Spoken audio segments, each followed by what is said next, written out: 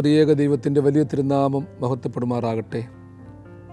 അനുഗ്രഹിക്കപ്പെട്ട സഹോദരങ്ങളെ, സങ്കീർത്തന മാതിരിയുടെ ഒരു പുതിയ എപ്പിസോഡിലേക്ക് നാം പ്രവേശിക്കുകയാണ്. ധ്യാനവും മനനവും അന്വേഷണവും സമർപ്പണവുമൊക്കെ ഇതിലുണ്ടാകുവാനുള്ള ഒരു വഴിത്താര ദൈവം തുറന്നു തരട്ടെ എന്ന പ്രാർത്ഥനയോടെ 26-ാം സങ്കീർത്തനം 2, 3, 4 വാക്യങ്ങൾ നിങ്ങളുടെ മുൻപാകെ സമർപ്പിക്കുകയാണ്. യഹോവേ, എന്നെ പരീക്ഷിച്ച് ശോധന ചെയ്യണമേ, എൻ്റെ അന്തരംഗവും എൻ്റെ ഹൃദയവും പരിശോധിക്കണമേ. നിൻ്റെ ദയ എൻ്റെ കണ്ണിൻ മുൻപിൽ ഇരിക്കുന്നു, നിൻ്റെ സത്യത്തിൽ ഞാൻ നടന്നിരിക്കുന്നു.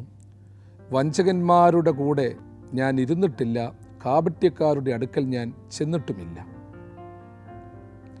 എനിക്ക് ന്യായം പാലിച്ചു തരണമേ എന്ന് പ്രാർത്ഥിച്ച് ദൈവസന്നിധിയിൽ സമർപ്പിച്ച, ഞാൻ നിഷ്കളങ്കതയിൽ നടക്കുന്നുവെന്ന്, ഞാൻ വിശ്വാസത്തിൽ ഉറച്ചു നിൽക്കുന്നുവെന്ന് ദൈവസന്നിധിയിൽ പ്രാർത്ഥിച്ചുറപ്പിച്ചു പറഞ്ഞ ദാവീദ് തുടർന്ന് പറയുകയാണ്, യഹോവേ, എന്നെ പരീക്ഷിച്ച് ശോധന ചെയ്യണമേ, എൻ്റെ അന്തരംഗവും ഹൃദയവും പരിശോധിക്കണമേ. താൻ പറഞ്ഞ കാര്യങ്ങൾ, തുടർന്ന് പറയാൻ പോകുന്ന കാര്യങ്ങൾ, അത് താൻ തന്നെ വ്യർത്ഥമായി പറഞ്ഞതല്ല, അത് ദൈവത്തിനു കൂടി പരിശോധിക്കാം എന്നുള്ള രീതിയിലേക്ക് ദാവീദിൻ്റെ പ്രാർത്ഥന എത്തുകയാണ്. അതുകൊണ്ട് തന്നെയാണല്ലോ, നിൻ്റെ ദയ എൻ്റെ കണ്ണിൻ മുമ്പിൽ ഇരിക്കുന്നു, നിൻ്റെ സത്യത്തിൽ ഞാൻ നടന്നു, വഞ്ചകന്മാരുടെ കൂടെ ഞാൻ ഇരുന്നിട്ടില്ല, കാപട്യക്കാരുടെ അടുക്കൽ ഞാൻ ചെന്നിട്ടില്ല, ദുഷ്പ്രവർത്തിക്കാരുടെ സംഘത്തെ വെറുക്കുന്നു, ദുഷ്ടന്മാരോടുകൂടെ ഞാൻ ഇരിക്കയില്ല എന്ന് ദാവീദ് പറഞ്ഞത്. നമ്മെ സംബന്ധിച്ചിടത്തോളം ചില കാര്യങ്ങൾ പറയുമ്പോൾ നമ്മൾ ഉറപ്പിച്ചു പറയാൻ 2 കാര്യങ്ങളുണ്ട്. അതിലൊന്ന്, നമ്മളൊരു സെൽഫ് ജസ്റ്റിഫിക്കേഷൻ നടത്തുകയാണെങ്കിൽ, ആർക്കെങ്കിലും നമ്മളുടെ ബലഹീനതകൾ അറിയാമെങ്കിൽ നാം സൂക്ഷിച്ചേ സംസാരിക്കത്തുള്ളൂ. അത്ര ഉറപ്പ് പറയാൻ പറ്റത്തില്ല. കേൾക്കുന്നവരെ പുച്ഛിക്കും. ഇന്ന് പലപ്പോഴും പറയുന്ന വാക്കുകളെ മറ്റു പലരും പുച്ഛിക്കാനുള്ള കാരണം പറയുന്നതിൽ ആത്മാർത്ഥതയില്ല. എന്ന് വെച്ചാൽ ദൈവസന്നിധിയിൽ മാത്രമല്ല, മനുഷ്യർക്ക് പോലും അറിയാം. എല്ലാ കാര്യങ്ങളും പൂർണ്ണമായിട്ട് അറിയുന്നത് ദൈവത്തിനാണ്. ദൈവം അറിയാതായിട്ടൊന്നുമില്ല. മനുഷ്യരിലെ ശ്വാസോച്ഛ്വാസങ്ങൾ പോലും, അതിൻ്റെ ഗന്ധങ്ങളും അതിൻ്റെ നിറവുകൾ പോലും സർവശക്തനറിയാം. സൃഷ്ടാവിന് സൃഷ്ടിയെപ്പറ്റി അറിയാത്തതായിട്ടൊന്നുമില്ല. സൃഷ്ടാവിൽ നിന്നും മറഞ്ഞുമൊന്നുമില്ല. എന്നാൽ മനുഷ്യരോട് നമ്മൾക്ക് പല രീതിയിൽ പറയാം. അപ്പം മനുഷ്യനോട് പറയുന്ന കാര്യങ്ങൾ പോലും ഒരു സ്ഥിരത വേണം, അതിന് പോലും ഒരു വിശ്വസനീയത വേണം. ഇന്ന് സഹോദരങ്ങൾ തമ്മിൽ പറയുന്ന കാര്യങ്ങൾക്ക് വിശ്വസനീയതയില്ല. അതിന്ന് രാഷ്ട്രീയ മേഖലയിലും ആത്മീക മേഖലയിലും ഭൗതിക മേഖലയിലുമൊക്കെ ഇത് നിറഞ്ഞിരിക്കുകയാണ്. ആത്മാർത്ഥതയില്ലാത്ത വാക്കുകൾ, പൊയ് വാക്കുകൾ, ഇവയൊക്കെ ഇന്ന് സമൂഹത്തിൽ നിറഞ്ഞിരിക്കുകയാണ്. ദാവീദ് ഇവിടെ ഒരു കാര്യം കൂടി പറയുകയാണ്, എന്നെ പരീക്ഷിച്ച് നീ ശോധന ചെയ്യണം, എൻ്റെ അന്തരംഗവും ഹൃദയവും നീ പരിശോധിക്കണം. ഒരു ഭക്തന്, ഒരു വ്യക്തിക്ക് സ്രഷ്ടാവിൻ്റെ മുൻപിൽ അങ്ങനെ പറയണമെന്നുണ്ടെങ്കിൽ, നിത്യഗുരുവിൻ്റെ മുൻപാകെ അങ്ങനെ പറയണമെന്നുണ്ടെങ്കിൽ അതിനൊരു വലിയ ഒരുക്കം ആവശ്യമാണ്. എന്ന് വെച്ചാൽ മനസ്സ് തുറന്നിട്ടേക്കുക. എൻ്റെ അന്തരേന്ദ്രിയങ്ങളിലേക്ക് നീ കടന്നു വരണം. മനുഷ്യൻ്റെ മനസ്സിൽ എപ്പോഴും അതിങ്ങനെ ഒരു വെയ്വറിങ്ങാണ്, അത് ചേഞ്ചിങ്ങാണ്, അത് മാറിക്കൊണ്ടിരിക്കുകയാണ്.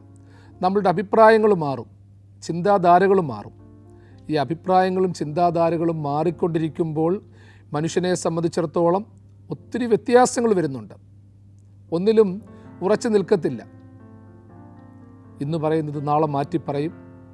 ഇഷ്ടങ്ങൾ മാറും, ഇഷ്ടാനിഷ്ടങ്ങളിൽ വ്യത്യസ്തതകൾ വരും. ഇതൊക്കെയുണ്ട്. പ്രിയമുള്ളവരെ, നമ്മൾ ആരോടാണ് മനസ്സിനെ ഒന്ന് പരിശോധിക്കണമെന്ന് പറയുന്നത്?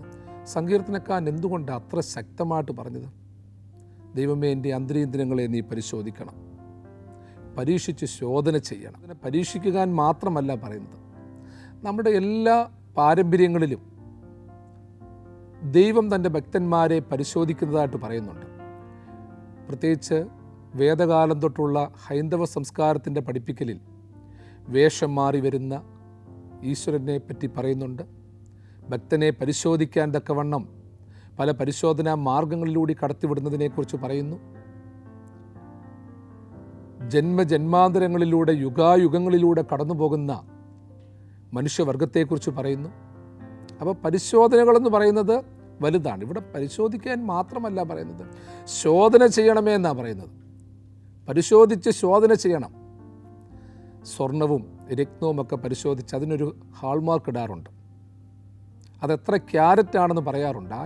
അതായത് സ്വർണം 22 ക്യാരറ്റോ 24 ക്യാരറ്റോ ആണെന്ന് പറയണമെന്നുണ്ടെങ്കിൽ അതിന് ഗവൺമെൻറ് നിശ്ചയിച്ചിരിക്കുന്ന പ്രത്യേകമായ സംവിധാനങ്ങളുണ്ട്. അതിലൊരു കടുകുമണി പോലും വ്യത്യാസം വരാൻ പാടില്ല. അപ്പോൾ സ്വർണം 24 ക്യാരറ്റാണെന്ന് കണ്ടുപിടിക്കാൻ എടുക്കുന്ന പരിശോധനാ മാർഗത്തേക്കാൾ, ആ ഹോൾമാർക്കിംഗ് സിസ്റ്റത്തേക്കാൾ വലിയൊരു ശോധന ദൈവസന്നിധിയിലുണ്ട്. പ്രിയമുള്ളവരെ, അതൊരു വലിയൊരു നിലനിൽപ്പിന് വേണ്ടിയുള്ള പോരാട്ടം എന്നുള്ളതല്ല. അതിനപ്പുറമായി ചിന്താധാരകളിലൂടെ കടന്നു പോകാനുള്ള ഒരു അന്വേഷണമാണ്. നമുക്കറിയാം, ഇന്ന് പലപ്പോഴും മനുഷ്യൻ നന്നായി ജീവിക്കുന്നത് എവിടെയെങ്കിലും ചെന്ന് കഴിഞ്ഞാൽ എവിടെയെങ്കിലും CCTV ഉണ്ടോ എന്ന് നോക്കിയ, ഒരു മുറിയിൽ താമസിച്ചു കഴിഞ്ഞാൽ ആ മുറിക്കകത്ത് CCTV ഉണ്ടോ എന്നുള്ള ചിന്ത അവനെ നന്നായി പ്രവർത്തിക്കാനും പ്രതികരിക്കാനും പ്രേരിപ്പിക്കും. ഇന്ന് എവിടെ ചെന്ന് കഴിഞ്ഞാലും മനുഷ്യന് സുരക്ഷിതത്വമില്ല. യാത്ര പോകുന്നവർക്ക് നന്നായി അറിയാം, ബാത്റൂമുകൾ പോലും സുരക്ഷിതമല്ല, കിടക്കമുറികൾ പോലും സുരക്ഷിതമല്ല. ഫാനിലാണോ, ബൾബിലാണോ, അല്ലെങ്കിൽ മറ്റേതെങ്കിലും ഒരു ചെറിയ കാണാൻ പറ്റാത്ത രീതിയിലുള്ള ഉപകരണങ്ങളിൽ പോലും രഹസ്യാത്മകമായ ക്യാമറ കണ്ണുകൾ നമ്മളെ പിന്തുടരുന്നുണ്ട്. പലപ്പോഴും വഴിയോരങ്ങളിലൂടെ നമ്മൾ കടന്നു പോകുമ്പോൾ കാണുന്നതാണ്, ഇവിടെ നിങ്ങൾ ക്യാമറ കണ്ണുകളുടെ പരിധിയിലാണ്, ഇവിടെ മാലിന്യം ഇടരുത്. അപ്പോൾ അതുകൊണ്ട് മനുഷ്യന് പേടിയാണ്. ഒരുപക്ഷെ ക്യാമറ വർക്ക് ചെയ്യുന്നില്ലെങ്കിൽ പോലും അങ്ങനെ ഒരു എഴുത്ത് കാണുമ്പോൾ അവിടെ മാലിന്യം ഇടാൻ നമ്മൾ മടിക്കും. പ്രത്യേകിച്ച് നമ്മളുടെ റോഡുകളിലൂടെ, നിരത്തുകളിലൂടെ യാത്ര ചെയ്യുമ്പോൾ അവിടെയും ഇവിടെയൊക്കെ ക്യാമറകളുണ്ട്. AI ക്യാമറകളുണ്ട്, അല്ലാത്ത സ്പീഡ് ചെക്കേഴ്സുണ്ട്, റോഡ് സൈഡിൽ പോലീസുകാർ തന്നെ നേരിട്ടിരുന്ന് നോക്കുന്ന, വാഹനങ്ങളിൽ വെച്ച് നോക്കുന്ന മാർഗങ്ങളുണ്ട്. അപ്പോൾ ഇതൊക്കെ നമ്മളെ പേടിപ്പിക്കുന്നുണ്ട്. ഇതിനെ ഒന്നും പരിഗണിക്കാതെ അതിവേഗതയിൽ പോയി ഫൈൻ വാങ്ങിച്ച് കിട്ടുന്നവരുമുണ്ട്. അപ്പം നമ്മൾ ഒരു കാര്യം ചിന്തിക്കണം, ഇന്ന് മനുഷ്യനെ നന്മയിലേക്ക് നയിക്കുവാൻ തക്കവണ്ണം ക്യാമറകൾ വേണമെന്ന് ചിന്തിക്കുന്ന ഒരു തലം. അപ്പം അതിനപ്പുറമായിട്ട് ഇതിനേക്കാൾ വലിയൊരു ഡിവൈൻ ക്യാമറ ഉണ്ട്. ദൈവത്തിൻ്റെ ക്യാമറയുടെ, ദൈവത്തിൻ്റെ ദർശനത്തിൻ്റെ ആ ഒരു സർവേലൻസിലാണ് നിങ്ങളും ഞാനും എന്നുള്ള ചിന്ത വരുമ്പോൾ കൂടുതലായി പ്രാർത്ഥിക്കുവാൻ തക്കവണ്ണം ഇടയാകും. അപ്പോൾ അവിടെ അത് ശുചിത്വത്തിൻ്റെ കാര്യത്തിൽ, ആലോചനയുടെ കാര്യത്തിൽ, ബോധ്യത്തിൻ്റെ കാര്യത്തിൽ, ഇതിലൊക്കെ ഒരു നിയന്ത്രണം മനുഷ്യൻ പാലിച്ചേ പറ്റത്തുള്ളൂ. എന്നെ നീ ശോധന ചെയ്യണമേ എന്ന് പറയുമ്പോൾ പ്രിയമുള്ളവരെ ഓർത്തോണം, സങ്കീർത്തനക്കാരൻ അങ്ങനെ പറഞ്ഞാലും അവൻ പാപത്തിൽ നിന്ന് വിമുക്തനൊന്നുമല്ല. കുറവുകൾ ഒത്തിരി ഉണ്ടായിരുന്നു.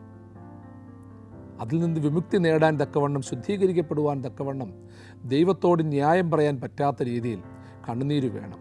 അതുകൊണ്ടാണ് പലപ്പോഴും നമ്മുടെ പൂർവികന്മാരും പിതാക്കന്മാരും പഠിപ്പിച്ചിട്ടുള്ളത്, ഈ ലോകത്തിൽ ദൈവത്തിൻ്റെ മുൻപിൽ മനുഷ്യൻ ഒരുപാട് ബലഹീനതകളുള്ളവനാണ്, കുറവുകളുള്ളവനാണ്. പക്ഷേ രക്ഷപ്പെടാനുള്ള മാർഗം പശ്ചാത്താപമാണ്, കണ്ണുനീരാണ്. ചില സമയത്ത് നമ്മൾക്ക് തന്നെ അറിയാം, നമ്മളെക്കുറിച്ച് നമുക്കൊന്നും പറയാനില്ല, ശരിതെറ്റുകളെക്കുറിച്ച് പറയാനില്ല. ശരിതെറ്റുകളെക്കുറിച്ച് പറയാനിരുന്നു കഴിഞ്ഞാൽ തെറ്റുകളുടെ എണ്ണം കൂടുതലാണ്, ശരികളുടെയും നന്മകളുടെയും എണ്ണം കുറവാണ്. പക്ഷേ എങ്കിൽ തന്നെയും മനുഷ്യൻ പശ്ചാത്തപിക്കുകയും നിർമ്മല മനസ്സോടുകൂടി ആയിരിക്കുകയും ചെയ്യണമെന്നുള്ളത് വലിയൊരു കാര്യമാണ്. അതുകൊണ്ട് തന്നെ എല്ലാവരും പറയുന്നത്, സമൂഹത്തിൽ പറയുന്ന ഒരു കാര്യമാണ്, മനസ്സ് നന്നാകണം, ഹൃദയം നന്നാകണം. ഈ ഹൃദയം നന്നാകുക എന്ന് പറഞ്ഞു കഴിഞ്ഞാൽ അതിൻ്റെ അർത്ഥം വെറുതെ നന്നാകുക എന്നുള്ള രീതിയിലല്ല, ആരെങ്കിലും നന്നാക്കാൻ വേണ്ടിയുള്ള പരിശ്രമമല്ല. ഇന്ന് നമ്മളുടെയൊക്കെ മനസ്സിൽ പലപ്പോഴും കടന്നു വരുന്നത് മറ്റുള്ളവരെ നന്നാക്കുക എന്നുള്ളതാണ്, എന്നാൽ സ്വയം നന്നാകുക എന്നുള്ളതല്ല. അതുകൊണ്ട് മതം ഏതായാലും മനുഷ്യൻ നന്നാകണമെന്ന് പറയുന്നതും മനുഷ്യൻ മനസ്സ് ശുദ്ധമാകണമെന്ന് പറയുന്നതും, ചില മനുഷ്യരൊക്കെ എത്രമാത്രം ഔന്നത്യത്തിലായെങ്കിലും മനസ്സ് നന്നായില്ലെങ്കിൽ മനുഷ്യനൊന്നും ആകാതെ പോകുന്ന ഒരു തലമുണ്ട്. അപ്പം സ്വയം നന്നാകണമെന്നുള്ള ഒരു ചിന്താധാര വരുമ്പോൾ, മനസ്സ് നിഷ്കളങ്കമായി തീരുമ്പോൾ, നിർമ്മലമായി തീരുമ്പോൾ അതിനൊരു സുഗന്ധമുണ്ട്. അതുകൊണ്ട് ചില മനുഷ്യരുടെ സാന്നിധ്യം അതൊത്തിരി സ്പ്രേ അടിച്ചിട്ടൊന്നുമല്ല, ആ സാന്നിധ്യത്തിന് പോലും ഒരു സുഗന്ധമുണ്ട്. ചില മനുഷ്യർ നമ്മളുടെ ഭവനങ്ങളിലേക്ക് കടന്നു വരുമ്പോൾ പലരും പറയുന്നതാണ്, രോഗങ്ങളും പ്രയാസങ്ങളും ഒക്കെ ഉണ്ടെങ്കിലും ആ രോഗമൊക്കെ പിടിച്ചു കെട്ടിയതുപോലെ നിൽക്കും. അവരുടെ മനസ്സിലുള്ള സംശയങ്ങളും മാറും. ചില മനുഷ്യരെ കാണുമ്പോൾ പ്രാർത്ഥിക്കാൻ തന്നെ തോന്നിപ്പോകും. ചില മനുഷ്യരോട് സംസാരിക്കുമ്പോൾ ആരെക്കുറിച്ചും കുറ്റം പറയാൻ തോന്നത്തില്ല, ആരെ നിന്ദിക്കാൻ തോന്നത്തില്ല, ദുരാലോചനകൾ നടത്താൻ തോന്നത്തില്ല. ഇനിയും ചിലരുടെ അടുത്തേക്ക് പ്രാർത്ഥിക്കാൻ വേണ്ടി ചെല്ലുകയാണെങ്കിലും ചില വിഷയങ്ങളുമായിട്ട് ചെന്നാലും അവരെ കാണുമ്പോൾ ഒരു പ്രയാസങ്ങളും പറയാൻ തോന്നത്തില്ല. കാരണം അവർ വലിയ പ്രതിസന്ധികളിലൂടെ കടന്നു പോയിട്ടും വലിയ പ്രത്യാശയോടുകൂടി ജീവിക്കുന്നവരാണ്. ഒന്നും ആഗ്രഹിക്കാതെ ലളിതമായി ജീവിക്കുന്നവരാണ്. ഈ ലളിതമായി ജീവിക്കുന്ന മനുഷ്യരെ കാണുമ്പോഴത്തേക്ക് പരാതികളും പരിഭവങ്ങളും ഒക്കെ മാറിപ്പോകും. അതുകൊണ്ട് സങ്കീർത്തനക്കാരൻ പറഞ്ഞ വാചകം ഹൃദ്യമായി നമ്മളുടെ മനസ്സിലേക്ക് കടന്നു വരണം. ദൈവമേ, എന്നെ നീ പരീക്ഷിച്ച് ശോധന ചെയ്യണം. ആ ശോധന ചെയ്ത് ദൈവം എനിക്കൊരു മാർഗ്ഗം ഇടണം. ദൈവം എനിക്കും നിങ്ങൾക്കും എൻ്റെയും നിങ്ങളുടെയും ഹൃദയം പരിശോധിച്ച് മാർഗ്ഗിടാൻ നോക്കിക്കഴിഞ്ഞാൽ വലിയ ബുദ്ധിമുട്ടാണ്. പാസ് മാർഗ് പോലും കിട്ടുമെന്ന് ബുദ്ധിമുട്ടാണ്. എല്ലാവരും 100% ശുദ്ധിയുടെ മാർഗ്ഗം വാങ്ങിക്കണമെന്നൊന്നും ഞാൻ പറയുന്നില്ല. പക്ഷേ എങ്കിലും പാസ് മാർഗ്ഗെങ്കിലും വാങ്ങിക്കേണ്ടത് ആവശ്യമാണ് പ്രിയമുള്ളവരെ. എന്ന് വെച്ചാൽ നമ്മൾ ചെയ്യുന്ന നന്മകൾ തിന്മകളെക്കാളും 1 പോയിൻ്റ് കൂടുതലായിരിക്കണം. 1 പോയിൻ്റ് കൂടുതലായി കഴിയുമ്പോഴത്തേക്ക് ഘട്ടം ഘട്ടമായി പിന്നെ നന്മ ചെയ്യാനേ തോന്നത്തുള്ളൂ. ഇന്നൊരു നന്മ ചെയ്യുകയാണെങ്കിൽ നാളെയും നന്മ ചെയ്യാൻ നമുക്ക് തോന്നും. ഇന്ന് ഒരു മനുഷ്യനെക്കുറിച്ചൊരു നല്ലത് പറയുകയാണെങ്കിൽ നാളെ 10 പറയാൻ തോന്നും. ഒരു മനുഷ്യനും ദോഷം വരുത്തുന്ന ഒരു കാര്യം പോലും പറയാനോ ചിന്തിക്കാനോ നമ്മൾ തയ്യാറാകരുത്. അതുകൊണ്ട് തന്നെ വീണ്ടും സങ്കീർത്തനക്കാരൻ പറയുകയാണ്, ദൈവമേ, നിൻ്റെ ദയ എൻ്റെ കണ്ണിന് മുമ്പിൽ ഇരിക്കുന്നു, നിൻ്റെ സത്യത്തിൽ ഞാൻ നടന്നിരിക്കുന്നു. ഇവിടെ 2 വാചകങ്ങളുണ്ട്. നിൻ്റെ ദയ എൻ്റെ കണ്ണിന് മുമ്പിൽ ഇരിക്കുന്നു, നിൻ്റെ സത്യത്തിൽ ഞാൻ നടന്നിരിക്കുന്നു. ദയയും സത്യവും തമ്മിൽ എതിരേറ്റിരിക്കുന്നു എന്ന് സങ്കീർത്തനക്കാരൻ പറയുന്നുണ്ട്. ദൈവമേ, നിൻ്റെ ദയ എൻ്റെ കണ്ണിന് മുമ്പിൽ ഇരിക്കുന്നു. എന്താ അതിൻ്റെ അർത്ഥം? ദൈവത്തിൻ്റെ ദയ എൻ്റെ കണ്ണിന് മുമ്പിൽ ഇരിക്കുന്നു. പലപ്പോഴും നമ്മൾ ഒത്തിരി പരാതികളുള്ളവരാണ്. ഒന്നും കിട്ടുന്നില്ല, എന്നെ ആർക്കും വേണ്ട, ദൈവത്തിന് പോലും എന്നെ വേണ്ട, ഞാൻ എന്തിനാണ് പ്രാർത്ഥിക്കുന്നത്? പ്രാർത്ഥിച്ചാൽ പ്രയോജനമില്ല, നന്മ ചെയ്താൽ പ്രയോജനമില്ല. പക്ഷേ ദൈവമേ, നിൻ്റെ ദയ എൻ്റെ കണ്ണിന് മുമ്പിൽ ഇരിക്കുന്നു എന്ന് വെച്ചാൽ ദൈവത്തിൻ്റെ മഹനീയ രൂപം ഇരിക്കുന്നു എന്നല്ല, ദൈവത്തിൻ്റെ ഭയാനക രൂപം ഇരിക്കുന്നു എന്നല്ല, ദൈവത്തിൻ്റെ അത്ഭുതം ഇരിക്കുന്നു എന്നല്ല. ദൈവമേ, നിൻ്റെ ദയ എൻ്റെ കണ്ണിന് മുമ്പിൽ ഇരിക്കുന്നു എന്ന് വെച്ചാൽ ഞാൻ ജീവിക്കുന്നത് ദൈവമേ നിൻ്റെ ദയ ഒന്നുകൊണ്ട് മാത്രമാണ്. എനിക്ക് അഭിമാനിക്കാനൊന്നുമില്ല, അഹങ്കരിക്കാനൊന്നുമില്ല, അല്ലെങ്കിൽ ഭാവിയെക്കുറിച്ച് പരിതപിക്കാനൊന്നുമില്ല. നിൻ്റെ ദയയാണ് എൻ്റെ കണ്ണിന് മുമ്പിലിരിക്കുന്നത്.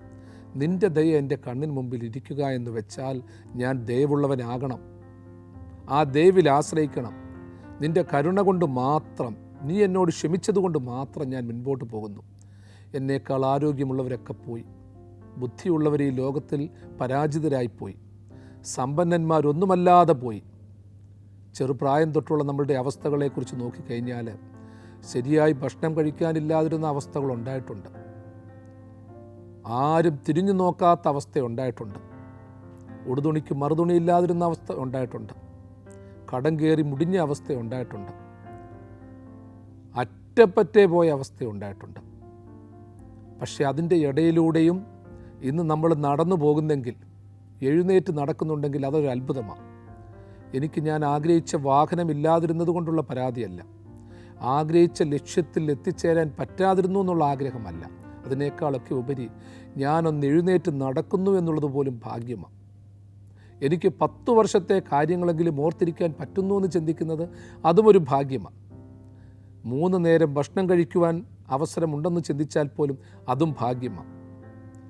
അതുകൊണ്ട് തന്നെയാണ് ഒരു സാമൂഹ്യ ശാസ്ത്ര സർവേയിൽ പറയുന്നത്, നമ്മൾക്ക് കയറിക്കിടക്കാൻ ഒരു ചെറിയ ഭവനമെങ്കിലും ഉണ്ടെങ്കിൽ, അതായത് തലചായ്ക്കാൻ ഒരു കിടക്കയുണ്ടെങ്കിൽ, നമ്മളുടെ പേഴ്സിൽ ഒരു ചെറിയ എമൗണ്ടെങ്കിലും ഉണ്ടെങ്കിൽ, ഒരു ബാങ്ക് അക്കൗണ്ട് സ്വന്തമായിട്ടുണ്ടെങ്കിൽ, എഴുന്നേറ്റ് നടക്കാനും ഒന്ന് ഓടാനുമുള്ള ആരോഗ്യമുണ്ടെങ്കിൽ, ഈ ലോകത്തിലെ 70% ഭാഗ്യവാന്മാരിൽ ഒരാളാണ് നമ്മൾ.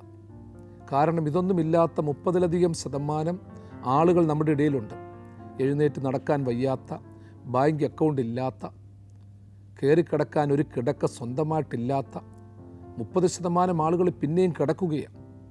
അപ്പോൾ അവരെയൊക്കെ തട്ടിച്ച് നോക്കുമ്പോൾ 3 മുറിയേ ഉള്ളൂ, 2 മുറിയേ ഉള്ളൂ, അല്ലെങ്കിൽ ഒരു സിംഗിൾ ബെഡ് സ്പേസേ ഉള്ളൂ എന്നൊക്കെ ഓർക്കുമ്പോൾ അതുപോലും ഭാഗ്യമായിട്ട് നമ്മൾ കണക്കാക്കണം. ദൈവമേ നിൻ്റെ ദയ എൻ്റെ മുമ്പിലിരിക്കുന്നു എന്ന് വെച്ചാൽ ദയ കാണിക്കുന്ന ഒരു ദൈവത്തിൻ്റെ മുഖം നമ്മളുടെ മനസ്സിലുണ്ടാകണം. ഇന്ന് നമ്മൾക്കൊക്കെ പലപ്പോഴും നമ്മളുടെ പ്രാർത്ഥനകളിലും നമ്മളുടെ ഓർമ്മയിലുമുള്ളത് ദയയുള്ള ദൈവത്തെക്കുറിച്ചല്ല, ശിക്ഷ നൽകുന്ന ദൈവത്തെക്കുറിച്ചാണ്. ദൈവം എല്ലാവരെയും കൊല്ലാനിരിക്കുന്നു, ആക്രമിക്കാനിരിക്കുന്നു, ശിക്ഷിക്കാനിരിക്കുന്നു ഒക്കെ ചിന്തിക്കുന്ന എന്ന് നാം തന്നെ വിലയിരുത്തുന്ന ഒരു ദൈവസങ്കല്പമുണ്ട്. അഗ്നി തുപ്പുന്ന ദൈവത്തെക്കുറിച്ച് നമ്മൾ പറയും. നമ്മളെ തെരഞ്ഞുപിടിച്ച് നമ്മൾ ചെയ്യുന്ന ഓരോ കാര്യങ്ങൾക്കും നമ്മളെ കൊല്ലാൻ വേണ്ടിയിരിക്കുന്ന, തീക്കകത്തിട്ട് പുഴുങ്ങാനിരിക്കുന്ന ഒരു ദൈവത്തെക്കുറിച്ച് നമ്മൾ പറയും. ദൈവത്തിൻ്റെ ശിക്ഷയെക്കുറിച്ചൊന്നും നമുക്കറിയത്തില്ല, പക്ഷേ ഒന്നും നമുക്കറിയാം, ദൈവത്തിൻ്റെ ദയയെക്കുറിച്ച് നമുക്കറിയാം. പ്രിയമുള്ളവരെ, ഈ ലോകത്തിൽ നമ്മൾ ജീവിച്ചിരിക്കുമ്പോൾ ദയ കാണിക്കുന്ന ദൈവത്തെക്കുറിച്ച് പഠിക്കാതെ മരിച്ചതിന് ശേഷം ശിക്ഷിക്കുന്ന ദൈവത്തെക്കുറിച്ച് പഠിക്കുകയും പഠിപ്പിക്കുകയും ചെയ്യുന്നത് പോലും ദൈവദോഷമാണ്. ക്ഷമ കാണിക്കുന്ന, ദയ കാണിക്കുന്ന ദൈവത്തെക്കുറിച്ച് നമ്മൾ പറയുമ്പോൾ നമ്മൾ ഈ ലോകത്തിൽ നിന്ന് വേർപെട്ട് പോയാലും ദയ കാണിക്കുന്ന ഒരു ദൈവമുണ്ട്. നമ്മളെപ്പോഴും ചിന്തിക്കേണ്ട ഒരു കാര്യമാണ്, നമ്മളൊക്കെ ഈ ലോകത്തിലേക്ക് ജനിച്ചു വീണു. നിങ്ങളും ഞാനുമൊക്കെ ജനിച്ചു വീണപ്പോൾ ആണാന്നോ പെണ്ണാന്നോ എന്ന് പോലും നമുക്കറിയത്തില്ലായിരുന്നു. സ്വന്തം അപ്പനെയും അമ്മയും നമുക്കറിയത്തില്ലായിരുന്നു. എവിടെ ജനിച്ചു വീണു എന്നറിയത്തില്ലായിരുന്നു. കാലാന്തരത്തിലാണ് മനസ്സിലായത് ഇന്നാളെൻ്റെ അപ്പനാണ്, അമ്മയാണ്, ഇന്നാൾ സഹോദരനും സഹോദരിയുമാണ്, ആണാണ് പെണ്ണാണ്, വസ്ത്രം ഉടുക്കണം, ഇതൊക്കെ പിന്നീട് അറിയുന്നത്. സ്വന്തം അപ്പനെയും അമ്മയെയും അപ്പ അമ്മ എന്ന് വിളിക്കാൻ പോലും ഒരുപാട് സമയങ്ങൾ നമ്മൾ എടുത്തു. പക്ഷേ പിൽക്കാലത്ത് ദൈവം തമ്പുരാൻ ജീവിത പങ്കാളികളെ തന്നു, തലമുറകളെ തന്നു, കൊച്ചുമക്കളെയും അതിൻ്റെ മക്കളെയും നമ്മൾ കണ്ടു, വീടും കൂടുമൊക്കെ കണ്ടു. അപ്പോൾ ഈ പാപം നിറഞ്ഞ ലോകത്ത്, ബലഹീനതയുള്ള ലോകത്ത് ദൈവം ഇത്രയൊക്കെ തന്നിട്ടുണ്ടെങ്കിൽ ഇനിയുള്ള ലോകത്ത് ദൈവം തരുന്നത് എന്തൊക്കെയാണെന്ന് നമുക്ക് പ്രവചിക്കാൻ പറ്റത്തില്ല. അതുകൊണ്ടാണ് പിതാക്കന്മാർ പാടിയത്, ദൈവമുണ്ടേ അങ്ങ് പുത്രനുണ്ടേ, ആത്മാവുണ്ടേ ദൈവദൂതരുണ്ടേ.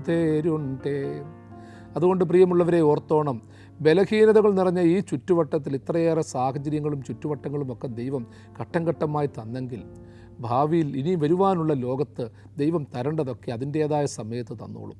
അതുകൊണ്ട് ആവർത്തിച്ച് നമ്മളുടെ മനസ്സിലുണ്ടാകണം, ദൈവമേ നിൻ്റെ ദയ എൻ്റെ കണ്ണിന് മുമ്പിലിരിക്കുന്നു. കാരണം എന്തുകൊണ്ടാണെന്നറിയാമോ? ദൈവം എന്നോട് ദയ കാണിച്ചു, കരുണ കാണിച്ചു എന്ന് നമ്മൾ ചിന്തിക്കുമ്പോൾ മറ്റുള്ളവരോടും ഇത് ചെയ്യേണ്ട ഒരു കാര്യമാണ്. ഈ ദയയും കരുണയും എന്ന് പറയുന്ന സംഗതി അടച്ച് ഷോക്കേസിൽ വെക്കാൻ വേണ്ടിയുള്ളതല്ല, അത് ലോക്കറിൽ വെക്കാനുള്ളതല്ല. അതെല്ലാവർക്കും ആവശ്യമുള്ളതാണ്, എല്ലാ മനുഷ്യനും ആവശ്യമുള്ളതാണ്, എല്ലാ ജീവജാലങ്ങൾക്കും ആവശ്യമുള്ളതാണ്.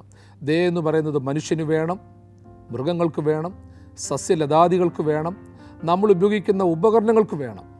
പ്രിയമുള്ളവരെ, നമ്മൾ ഓടിക്കുന്ന ഒരു വാഹനം അതൊരു നിശ്ചിത പരിധിയിൽ കൂടുതൽ റേസ് ചെയ്യാൻ പാടില്ല, സ്പീഡിൽ പോകാൻ പാടില്ല.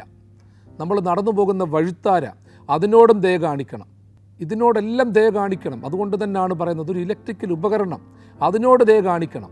അതുകൊണ്ട് തന്നെയാണ് അത് ഉപയോഗിക്കുന്ന കമ്പനിക്കാർ പറയുന്നത് ഇത്ര മിനിറ്റിൽ കൂടുതൽ കണ്ടിന്യൂസ് ആയിട്ട് ഉപയോഗിക്കരുത്. അല്പം കഴിയുമ്പോൾ അതൊന്ന് തണുക്കാനുള്ള ഒരു സാഹചര്യം വേണം.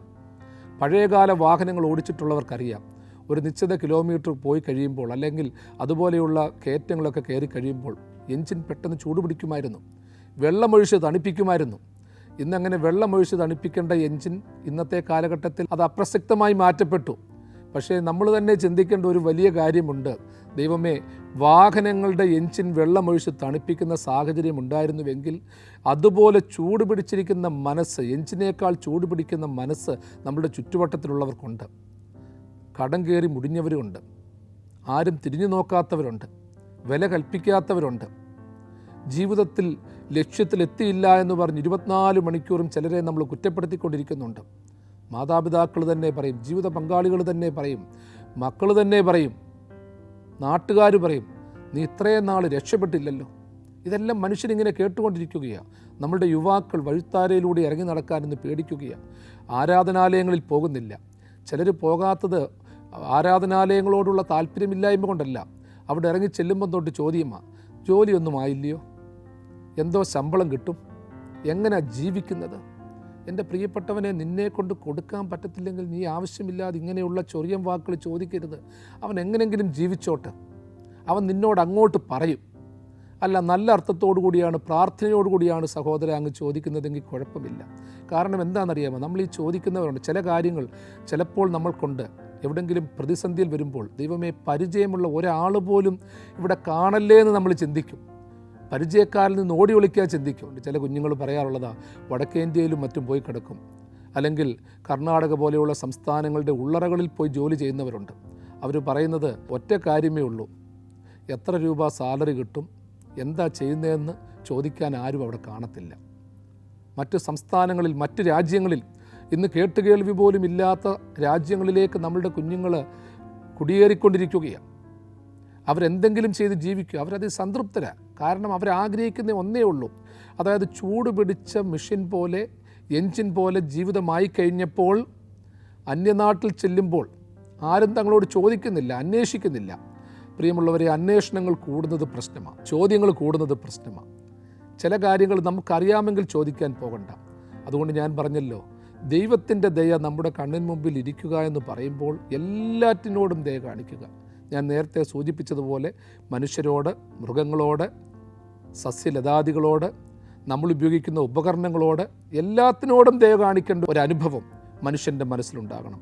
ആവർത്തിച്ച് പ്രാർത്ഥിക്കുക, ദൈവമേ നിൻ്റെ ദയ എൻ്റെ കണ്ണിന് മുമ്പിലിരിക്കുന്നു. നിൻ്റെ ദയ എൻ്റെ കണ്ണിന് മുമ്പിലിരിക്കുമ്പോൾ ഞാൻ ചെയ്യുന്നതും പ്രവർത്തിക്കുന്നതുമൊക്കെ ദയാധിഷ്ഠിതമായിട്ട് മാറും, കരുണാധിഷ്ഠിതമായിട്ട് മാറും. അതുകൊണ്ട് തന്നെ ആ പാട്ടുകാരൻ പറഞ്ഞേക്കുന്നത്, ദൈവത്തിനു സ്തോത്രം, ദൈവത്തിനു സ്തോത്രം, ദൈവത്തിനു സ്തോത്രം ഇന്നും എന്നേക്കും. കണ്ണുനീർ തൂകുമ്പോൾ മനസ്സലിയുന്ന ദൈവത്തിനു സ്തോത്രം ഇന്നും എന്നേക്കും. പെറ്റാതള്ളയേക്കാളുറ്റു സ്നേഹിക്കുന്ന ദൈവത്തിനു സ്തോത്രം ഇന്നും എന്നേക്കും. ഓരോ നാളും എൻ്റെ ഭാരം ചുമക്കുന്ന ദൈവത്തിനു സ്തോത്രം ഇന്നും എന്നേക്കും. അതേ പ്രിയപ്പെട്ടവരെ, ദൈവത്തിൻ്റെ ദയ എൻ്റെ കൺമുമ്പിൽ ഇരിക്കുമ്പോൾ ദൈവത്തിന് സ്തുതി പറയാനും നന്ദി പറയാനും മാത്രമേ നമുക്ക് അവസരം കിട്ടത്തുള്ളൂ. ആരെയും കുറ്റപ്പെടുത്താൻ അവസരം കിട്ടത്തില്ല, സ്വയം അഭിമാനിക്കാൻ അവസരം കിട്ടത്തില്ല, അഹങ്കരിക്കാൻ അവസരം കിട്ടത്തില്ല, അരുതാത്ത വഴിത്താരകളിൽ പോകാൻ അവസരം കിട്ടത്തില്ല. പ്രിയമുള്ളവരെ, വീണ്ടും ഒരു കാര്യം അതിനോട് ചേർന്ന് പറയുകയാണ്, നിൻ്റെ സത്യത്തിൽ ഞാൻ നടന്നിരിക്കുന്നു. ദൈവത്തിൻ്റെ ദയ എൻ്റെ മുമ്പിൽ ഇരിക്കുമ്പോൾ അവൻ്റെ സത്യത്തിൽ ഞാൻ നടന്നു എന്നൊരു ഭക്തൻ സാക്ഷിക്കുക എന്നുള്ളത് വലിയ കാര്യമാണ്. ദൈവത്തിൻ്റെ സത്യത്തിൽ ഞാൻ നടക്കുന്നു എന്ന് വെച്ചാൽ ദൈവം എപ്പോഴും കരുണ കാണിക്കുന്നു എന്ന് ചിന്തിക്കുന്ന ഒരു അനുഭവത്തിൽ നിന്നുകൊണ്ട് എന്തും ചെയ്തു കൂട്ടാമെന്നും നമ്മൾ ചിന്തിക്കരുത്. ദൈവത്തിനൊരു സത്യമുണ്ട്, ദൈവത്തിനൊരു ന്യായമുണ്ട്, ദൈവത്തിനൊരു നീതിയുണ്ട്. സത്യമെന്ന് പറയുന്നത് നിസ്സാരമായിട്ടുള്ളൊരു കാര്യമല്ല.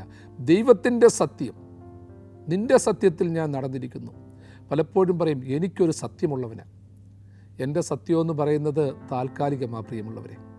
നാളെ ആ സത്യത്തിനൊക്കെ മാറ്റങ്ങൾ വരും. അസത്യം അറിഞ്ഞും അറിയാതെയും പറയാം. അപ്പോൾ ദൈവത്തിൻ്റെ സത്യമുണ്ട്. നമ്മുടെ സത്യത്തെ ദൈവത്തിൻ്റെ മുൻപിൽ സമർപ്പിച്ചുകൊണ്ട് സത്താധിഷ്ഠിതമായൊരു സത്യം, അത് നമ്മൾ വളർത്തിയെടുക്കുവാൻ തക്കവണ്ണം ശ്രമിക്കണം. ഈ സത്താധിഷ്ഠിതമായ സത്യമെന്ന് പറയുന്നത് ചിന്തകൾക്കപ്പുറമായൊരു സത്യമാണ്. എന്ന് വെച്ച് കഴിഞ്ഞാൽ അങ്ങനെയുള്ളവർക്ക് ദൈവം എന്തും ക്ഷമിക്കും, എന്തും ദയ കാണിക്കും, അതുകൊണ്ട് എന്തും പ്രവർത്തിക്കാമെന്ന് ചിന്തിക്കത്തില്ല, ഏത് രീതിയിലും പോകാമെന്ന് ചിന്തിക്കത്തില്ല, ഏതനുഭവങ്ങളെയും ഉൾക്കൊള്ളാമെന്ന് ചിന്തിക്കത്തില്ല. അതിനപ്പുറമായൊരു വഴിത്താരയുണ്ട്. നിൻ്റെ സത്യത്തിൽ ഞാൻ നടന്നിരിക്കുന്നു. ദൈവമേ, നിൻ്റെ സത്യം എനിക്ക് വെളിപ്പെടുത്തി തരണമേ. നിസ്സാരമായ കാര്യങ്ങളിൽ പോലും പലപ്പോഴും നമ്മൾ കള്ളത്തരം പറയും. അറിയാതെ പറയുന്ന കാര്യങ്ങൾ പോട്ട് കുഴപ്പമില്ല, കാരണം നമ്മുടേതായിട്ടുള്ള ബുദ്ധി വെച്ച് പറയുന്നതാണ്, ആലോചന വെച്ച് പറയുന്നതാണ്. ചിലർ വ്യർത്ഥമായ കള്ളവാക്കുകൾ പറയും, അതൊരു പക്ഷേ ആർക്കും ഉപദ്രവം ഉണ്ടാക്കുന്നതല്ല. ചിലർ വഴിതെറ്റിക്കുവാനുള്ള കാര്യങ്ങൾ പറയും. വഴിതെറ്റിക്കുവാനുള്ള കാര്യം, ഒരു മനുഷ്യൻ ദുരിതം അനുഭവിക്കണമെന്നുള്ള രീതിയിൽ അസത്യവാക്കുകൾ പറയുമ്പോൾ അതൊരു സമൂഹത്തിന് ദ്രോഹമാണ്. അപ്പം സത്യമെന്ന് പറയുന്ന അനുഭവം വ്യക്തിജീവിതത്തെ ശുദ്ധീകരിക്കാനാകണം. അതോടൊപ്പം തന്നെ അതിൻ്റെ പൂർണ്ണതയിൽ മറ്റുള്ളവരെ സത്യത്തിലേക്ക് നയിക്കാനാകണം. അതോടൊപ്പം തന്നെ സത്യം ഒരു പ്രാർത്ഥനാനുഭവമായിട്ട് മാറണം. കർത്താവ് അതുകൊണ്ടാണ് പറഞ്ഞത്, ഞാൻ സത്യമാകുന്നു, ഞാൻ പുനരുത്ഥാനവും ജീവനുമാകുന്നു, ഞാൻ വഴിത്താരയാകുന്നു. ആ ഒരു നിർമ്മലതയുടെ അനുഭവം പൂർണ്ണമായി ഉൾക്കൊള്ളുന്ന തരത്തിലേക്ക് നമ്മുടെ ജീവിതത്തെ നമ്മളാക്കി തീർക്കണം. അതുകൊണ്ട് ദൈവം മുൻപാകെ നമ്മെ തന്നെ സത്യത്തിൻ്റെ വഴിത്താലിൽ ചലിപ്പിച്ച് ദൈവത്തിൻ്റെ നീതി ഉൾക്കൊണ്ട് അവൻ്റെ ദയയെ പൂർണ്ണമായിട്ട് ഉൾക്കൊള്ളുന്ന അനുഭവം പ്രാപിപ്പിക്കുവാൻ ഇടയായിത്തീരണം. വചനം അതിനാകണം, ചിന്ത അതിനാകണം, പുഞ്ചിരി അതിനാകണം, ആലോചന അതിനാകണം, ആഗ്രഹങ്ങൾ അതിനാകണം. അതിന് സർവശക്തനായ ദൈവം എല്ലാവരെയും സഹായിക്കട്ടെ എന്ന് പ്രാർത്ഥിക്കുന്നു. ദൈവം തൻ്റെ വലങ്കരം നീട്ടി നിങ്ങളെല്ലാവരെയും സദാകാലവും വാഴ്ത്തി അനുഗ്രഹിക്കുമാറാകട്ടെ.